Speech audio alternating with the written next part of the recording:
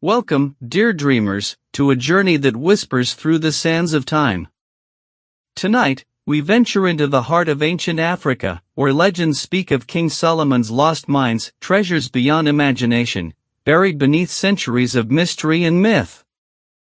As you drift into peaceful slumber, let us uncover the secrets that have captivated explorers for millennia. If you're ready to lose yourself in this enchanting tale, gently tap that like button and subscribe for more nocturnal adventures. Now, close your eyes and let the story begin. Chapter 1: Golden Caravans of the Ancient World. Close your eyes and drift back 3,000 years, to a time when the scent of frankincense mingles with acacia smoke in the highland air of ancient Africa. The rhythmic hammering of stone against gold-bearing quartz echoes across terraced hillsides, where skilled miners follow gleaming veins deep into the earth.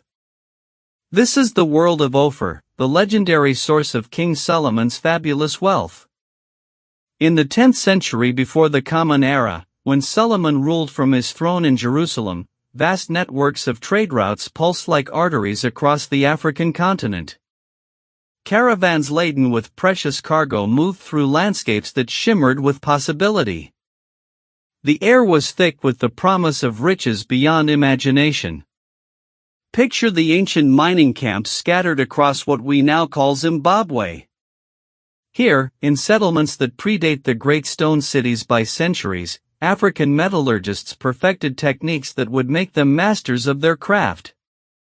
The crack of splitting rock punctuated dawn choruses as workers extracted ore from both surface deposits and increasingly sophisticated underground workings. Smoke from smelting furnaces painted the sky amber, carrying with it the sweet metallic tang that meant prosperity. The gold they extracted was not merely metal, but power made tangible. Each grain represented connections that stretched across oceans, linking the highlands of southern Africa to the courts of kings and the markets of distant civilizations. Women sang traditional work songs as they panned alluvial deposits along riverbeds, their calabash bowls catching flakes of pure gold that caught the morning light like captured stars. From these remote highlands, precious cargo began journeys that would span months and cross multiple kingdoms. Imagine the great expeditions setting forth, hundreds of porters carrying carefully wrapped bundles of gold, ivory, and precious stones. The soft pad of bare feet on ancient paths created a rhythm that spoke of purpose and destination. Trade beads clinked softly in leather pouches, while the heavy scent of raw gold mixed with the dust of countless miles. These caravans followed routes older than memory, paths that wound through river valleys and across savannas toward the distant coast. Along the way, they passed through settlements where skilled craftsmen transformed raw gold into objects of breathtaking beauty. The gentle whoosh of bellows feeding furnace flames provided a constant backdrop to the delicate work of smiths who understood secrets passed down through generations.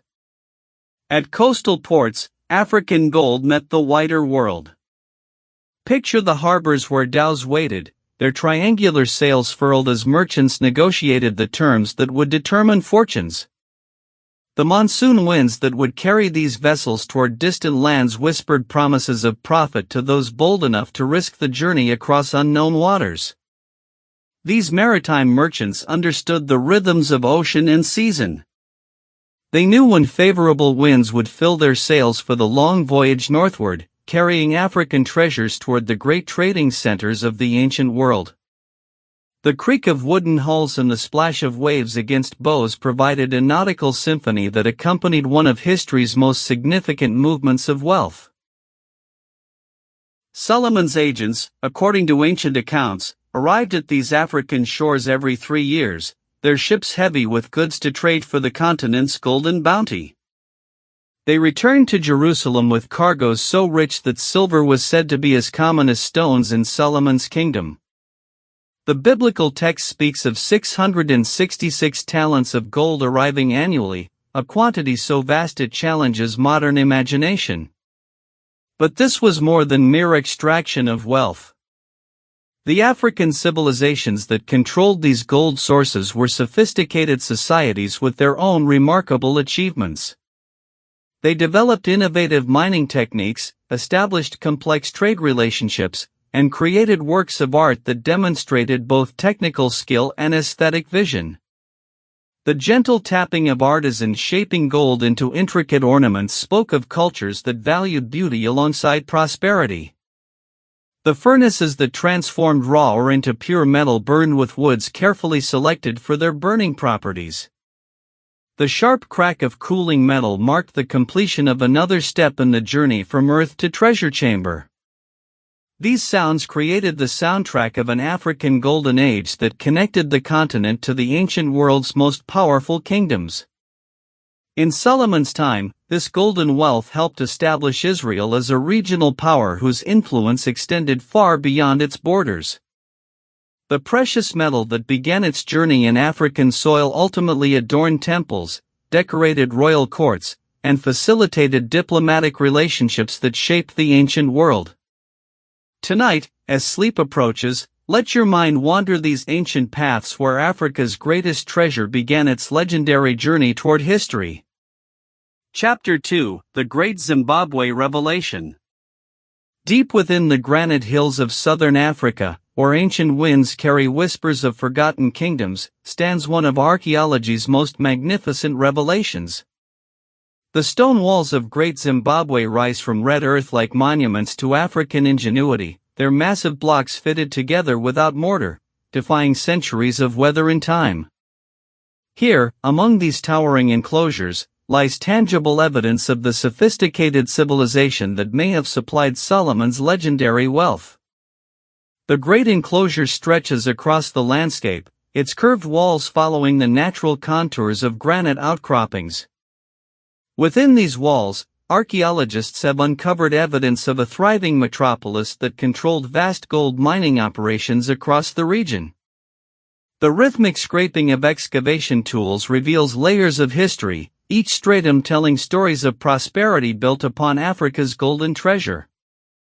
This was the heart of a civilization that understood both the science of metallurgy and the art of international commerce. The soft whistle of wind through ancient doorways seems to carry echoes of conversations conducted in multiple languages, as traders from distant lands negotiated for the precious metal that flowed from hundreds of mining sites scattered across the surrounding territory. The Zimbabwe birds, those enigmatic soapstone carvings discovered within the ruins, stand as silent witnesses to the sophistication of the people who built this remarkable complex. Their detailed craftsmanship speaks of artisans who possessed both technical skill and aesthetic vision, creators who understood that true wealth encompassed more than mere accumulation of gold. The gentle tapping of ancient chisels against stone created these masterpieces that continue to inspire wonder centuries after their completion. Archaeological evidence reveals that Great Zimbabwe controlled an extensive network of gold extraction operations throughout the region.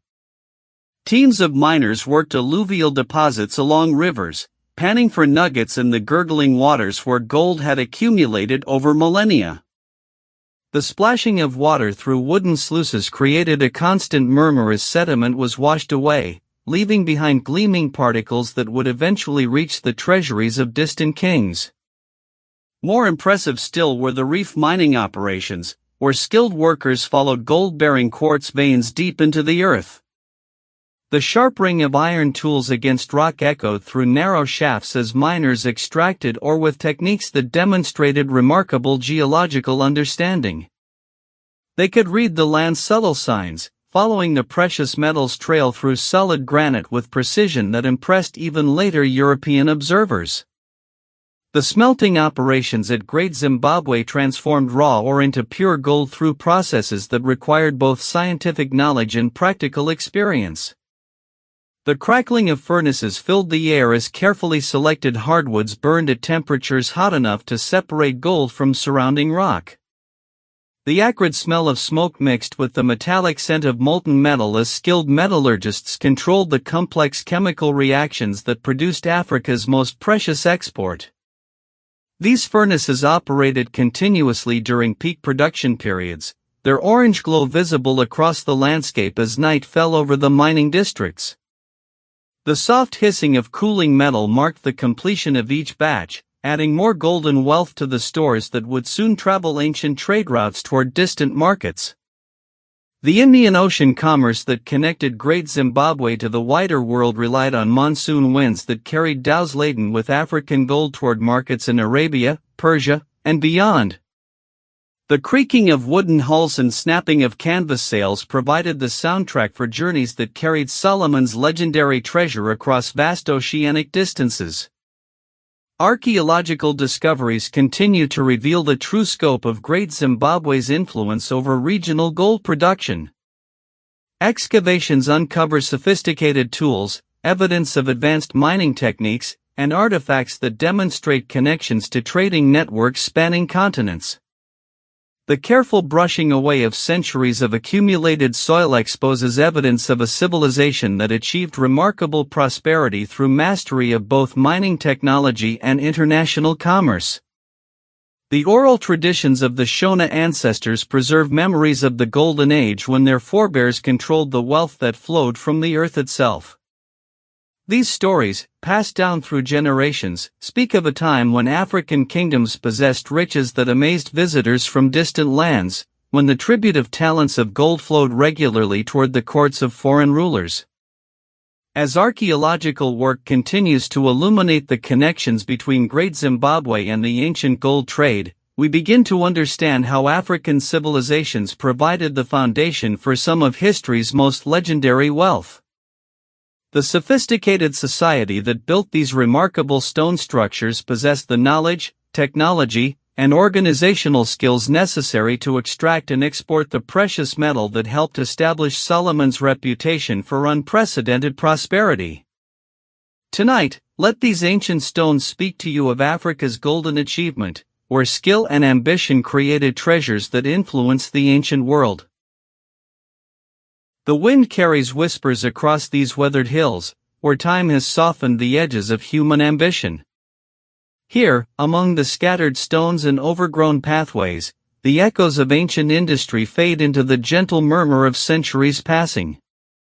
The urgent hammering on gold-bearing quartz has long since stilled, replaced by the patient work of erosion reclaiming what once belonged to the earth. Walking through these abandoned mining sites feels like moving through layers of memory itself. Each footstep disturbs soil that has accumulated over generations, covering the evidence of human dreams and enterprise.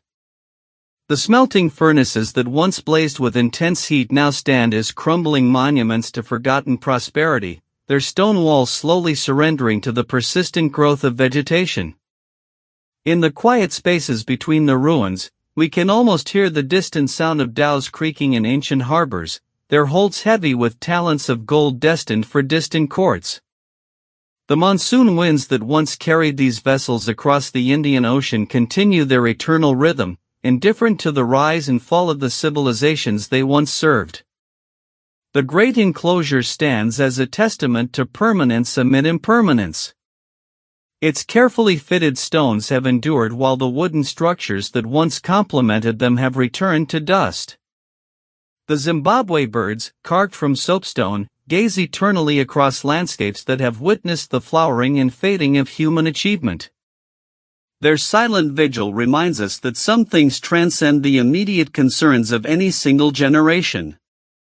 Consider the patience required to build these monuments. Each stone was selected, shaped, and placed with deliberate care by hands that knew they were creating something meant to outlast their own brief time on Earth.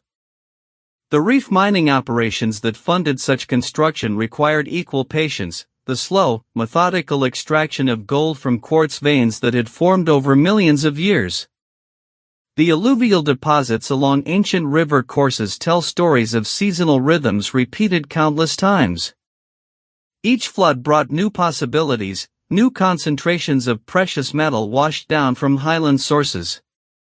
The people who worked these deposits understood time differently than we do, measuring progress not in days or weeks but in the patient accumulation of wealth over generations. In these contemplative moments, the distinction between legend and history becomes less important than the deeper truth they both point toward. Whether the gold that flowed from these regions reached the biblical Solomon's treasury matters less than understanding the sophisticated African civilizations that made such wealth possible. The Shona ancestors who built these stone cities possessed knowledge that connected local resources to global networks of commerce and culture. The oral traditions preserved by their descendants speak of abundance, but also of responsibility. The earth's treasures were not simply extracted but carefully managed, ensuring that prosperity could continue across generations. This wisdom echoes in the ruins themselves, where evidence of sustainable practices mingles with signs of remarkable achievement. As twilight settles over these ancient sites, the boundaries between past and present seem to dissolve. The same stars that guided trade routes across the Indian Ocean continue their nightly procession overhead. The same seasonal rains that once filled the rivers and streams still sustain the land. The same human desires for beauty, prosperity, and lasting achievement that drove the original builders continue to move us today. The weathered stones hold within them the memory of countless individual lives, the miners who descended into dark shafts, the craftspeople who shaped raw gold into objects of beauty, the traders who carried African wealth to distant markets. Each contributed to something larger than themselves, participating in networks of human connection that spanned continents. In the growing darkness, these ruins become more than archaeological sites. They transform into meditation spaces where the persistent questions of human existence find their proper context. How do we balance ambition with wisdom? How do we create things of lasting value? How do we honor both the earth that provides for us and the communities that sustain us? The legends of King Solomon's wealth may have brought explorers to this region, but the real treasure lies in understanding the African civilizations that turned these landscapes into sources of abundance. Their achievement was not simply in extracting gold from the earth, but in creating societies sophisticated enough to participate in the ancient world's most complex trade relationships. Tonight, as sleep approaches, let these ancient voices guide your dreams toward deeper understanding of human possibility and the enduring power of patient, skillful work. As the Southern Cross emerges in the darkening sky above these ancient lands, we find ourselves at the end of our journey through time and legend. The search for King Solomon's mines has led us not to a single cache of gold, but to something far more profound, an understanding of Africa's golden age that stretches across centuries of patient achievement. Here in the quiet valleys where the Limpopo River whispers its ancient songs, the true treasure reveals itself in the gentle rhythm of wind through stone passages. The great enclosure stands silently against the star-filled sky, its walls holding secrets that need no dramatic revelation. In this peaceful darkness, the stones themselves seem to breathe with the accumulated wisdom of generations who understood that real wealth flows from harmony between human ambition and natural abundance. The dhows that once carried talents of gold across the Indian Ocean have long since returned to timber and sailcloth, but their legacy lives on in the soft murmur of evening breezes that still follow the same monsoon patterns. These winds carry stories of African merchants who understood global commerce when much of the world remained isolated, who built trading relationships that connected the gold-bearing reefs of Ophir to the courts of distant kingdoms. In the growing stillness, we can almost hear the gentle sounds that once filled these landscapes, the rhythmic tapping of skilled miners following veins of gold through ancient rock, the soft conversations of families gathering around cooking fires after long days of patient labor, the quiet satisfaction of craftspeople whose work would travel to markets they would never see but whose prosperity would return to enrich their communities. The Zimbabwe birds, carved in soapstone by hands that understood both artistry and symbolism, watch over the landscape with serene permanence. These sculptures, discovered in the ruins of Great Zimbabwe, represent more than artistic achievement. They embody a civilization confident enough in its foundations to create beauty that would endure long after its creators had rejoined the earth. As night settles completely over the ancient mine workings, the landscape takes on a quality of profound rest. The alluvial deposits that once yielded gold to patient workers now support different forms of abundance, the roots of trees that have grown over abandoned shafts, the wildflowers that bloom where smelting furnaces once glowed, the small creatures that make their homes in spaces once filled with the sound of human industry. This is where legends come to sleep, not in defeat but in fulfillment. The stories that drew explorers across oceans and through dangerous territories find their peaceful resolution in understanding rather than possession. The true minds of King Solomon were never lost, they were always here, waiting for us to develop the wisdom to see them clearly. The Shona ancestors who built these monuments understood something that escapes our modern urgency, that the greatest treasures are those that emerge from patient relationship with the land and respectful cooperation among communities. Their gold funded not just personal wealth but the infrastructure of knowledge, the trade routes of cultural exchange, the artistic achievements that speak across centuries. In this gentle darkness, surrounded by the vast African sky, we can finally appreciate the real meaning of Ophir. It was never a single location to be discovered, but rather a way of life that recognized abundance as something to be carefully tended and widely shared. The biblical accounts of ships returning every 3 years laden with gold speak not just of successful mining, but of sustainable practices that could support such regular abundance without depleting the source. The night air carries the faint scent of the same indigenous plants that provided medicine and food to ancient communities, reminding us that true wealth has always been about more than precious metals. The real treasure of these African highlands lies in the demonstration that human societies can thrive through skillful work, respectful trade, and patient attention to the gifts that the earth provides.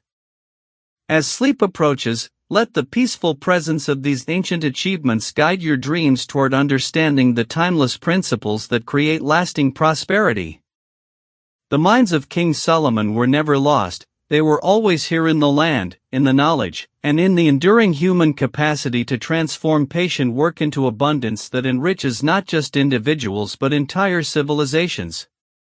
In the gentle African night, where legends finally come to rest, this wisdom waits to accompany you into peaceful sleep.